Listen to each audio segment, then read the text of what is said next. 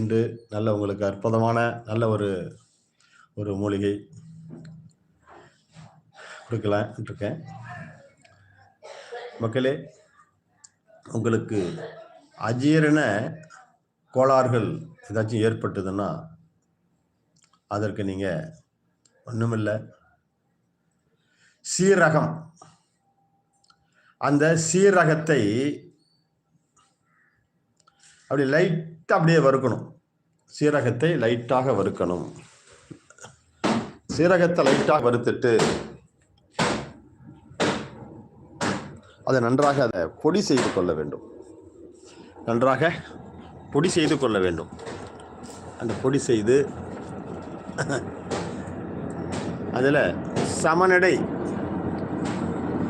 நாட்டு சர்க்கரை, சமநடை நாட்டு சர்க்கரை அது சேர்த்து சாப்பிட்டீங்கன்னா அந்த அஜீரண கோளாறுகள்லாம்